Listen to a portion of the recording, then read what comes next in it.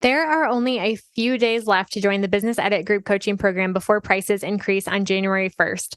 If you're a service provider who's feeling overwhelmed, overworked, and underpaid, don't let another year go by staying stuck. If you want this to be the year that you finally build the business of your dreams, one that lights you up, doubles your revenue, and allows you to work part-time hours, now is the time to join. In this program, you'll follow my signature 5-step method for building a productive and profitable business.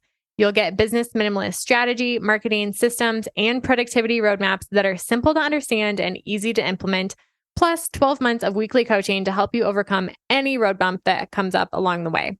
Let this be the year that you finally hit your revenue goals and create a life first business. Join me inside the Business Edit at www.jadeboyd.co/coaching and get my step-by-step blueprint with everything you need to build your dream business in 2024. Again, the early sign-up pricing ends on December 31st, and the program will officially kick off on January 2nd. So don't wait.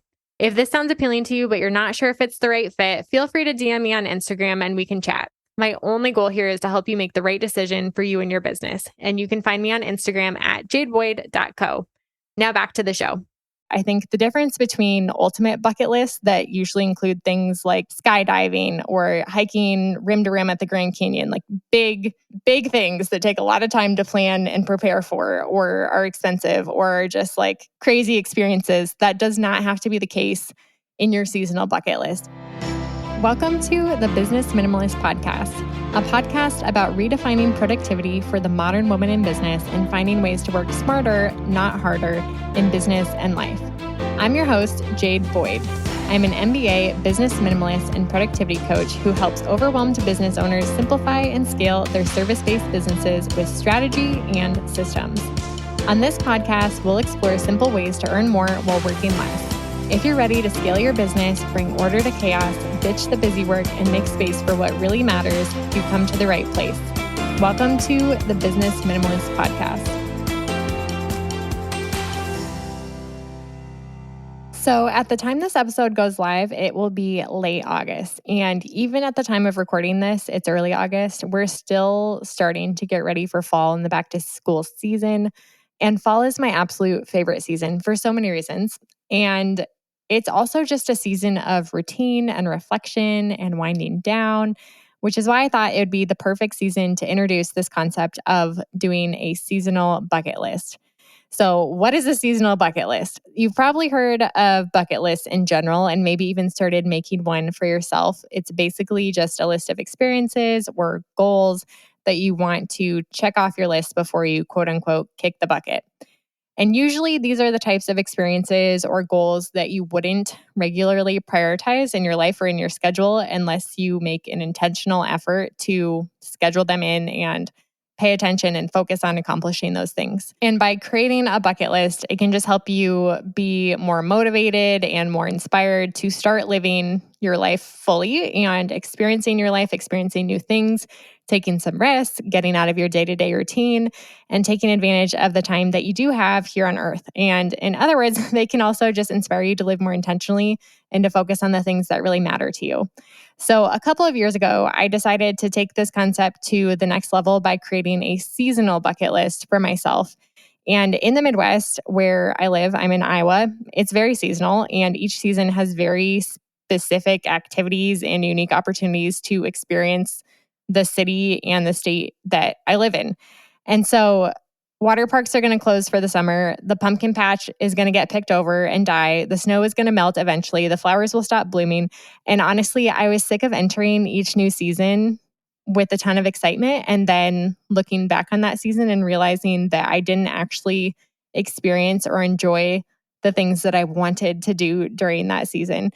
And instead of continually telling myself, next year, I started going about this a little bit differently and creating a seasonal bucket list for myself.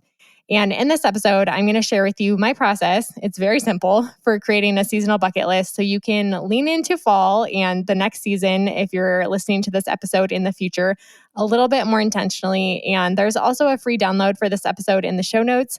So if you're not in the environment or like mind state to make this list right now, head on over to the show notes and grab that link, sign up, and I will just email you the step-by-step summary of this inbox so that you can actually do this when you're in the right place, and the right state of mind.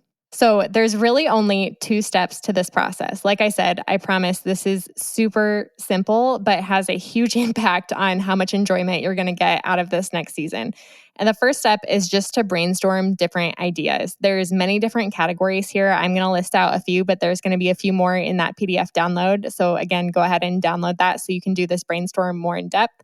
But you could brainstorm different adventures that you've been wanting to try and haven't yet. You could brainstorm season specific activities. I mentioned a few like the pumpkin patch or flowers, but it could be swimming or biking or skiing or gardening, whatever season specific activities that you want to take advantage of based on the season that you're going into. You could brainstorm different food that you want to make or food that you want to try or different restaurants that are opening that you want to try. Pumpkin spice lattes are always big in fall. That might be on your seasonal bucket list. I honestly drink pumpkin spice lattes all year round, and it makes me feel a little bit basic because I would consider myself a little bit of a coffee snob, and it makes me feel a little bit silly to ask if they have pumpkin spice in stock. But during fall, I will not feel silly because everybody has it and everybody's ordering it.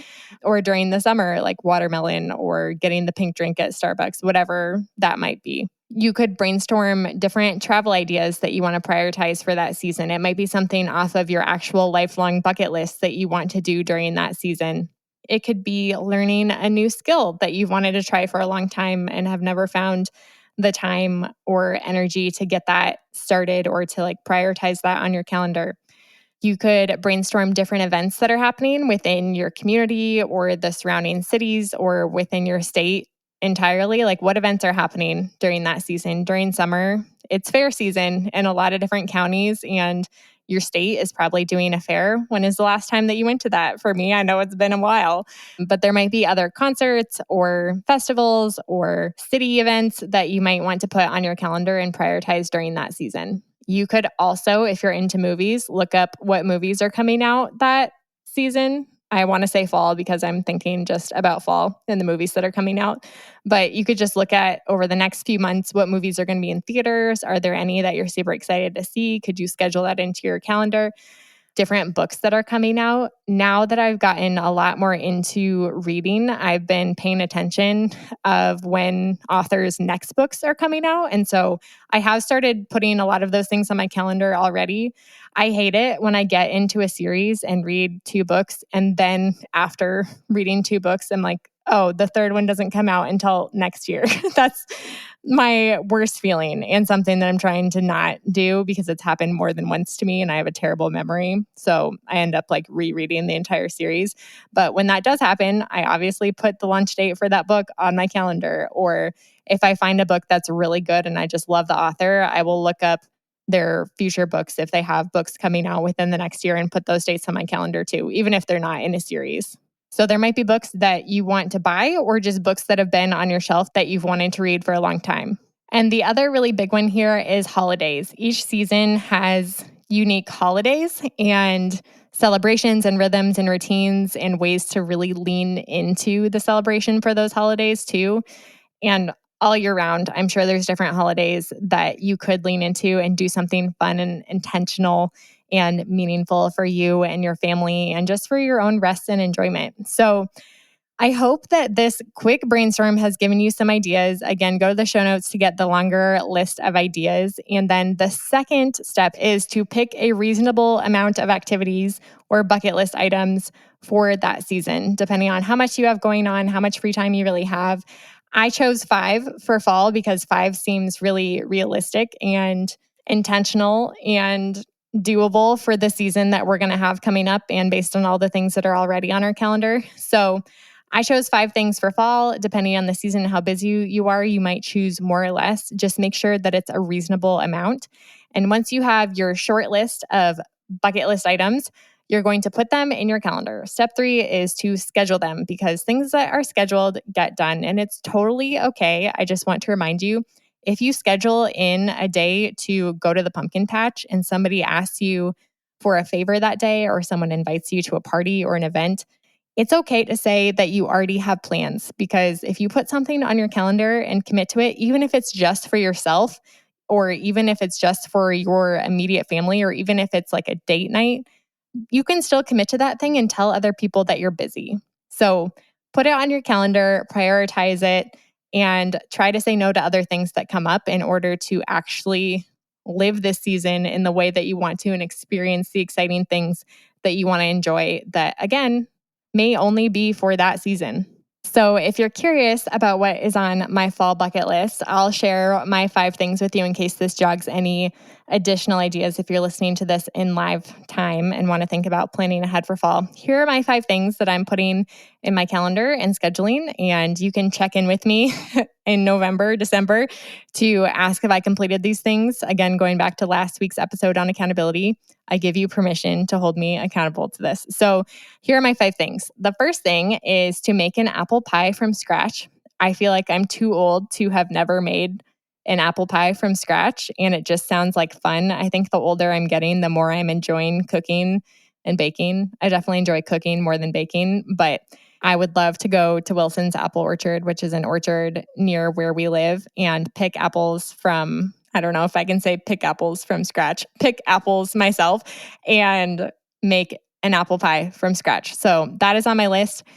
The second thing I put on my list is to style our front porch with mums and pumpkins, which is something in previous years I've kind of waited to the last minute to do and haven't always been able to enjoy it as much as I want to.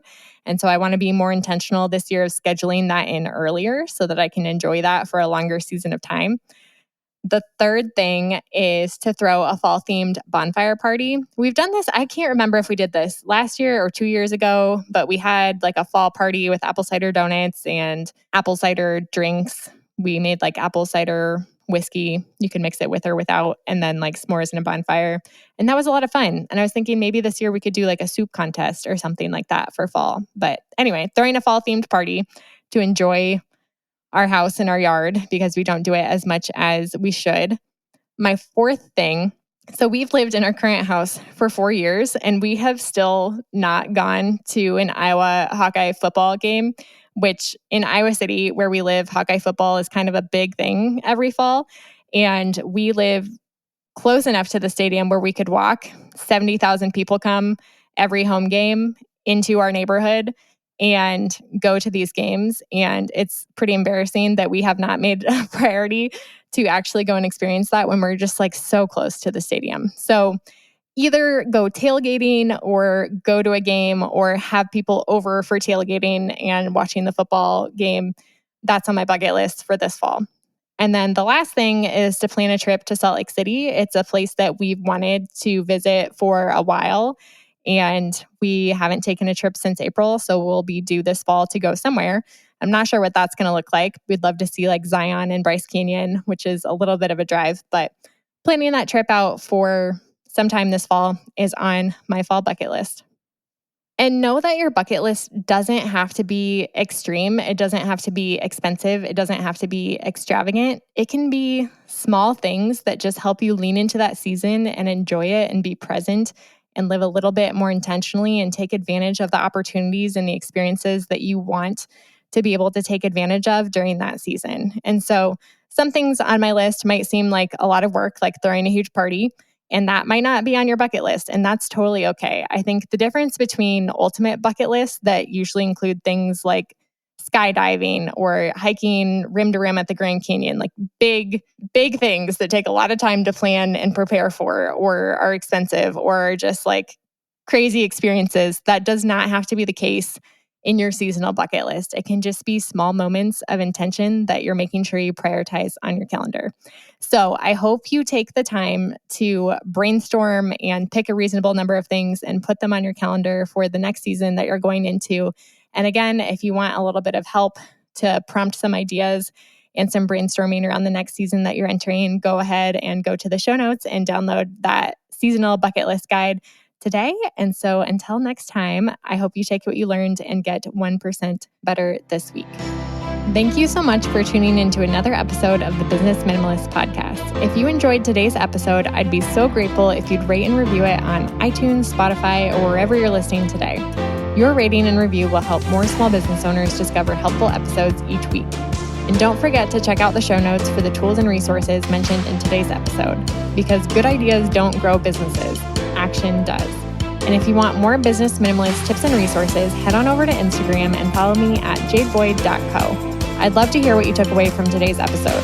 I'll see you next time on the Business Minimalist Podcast.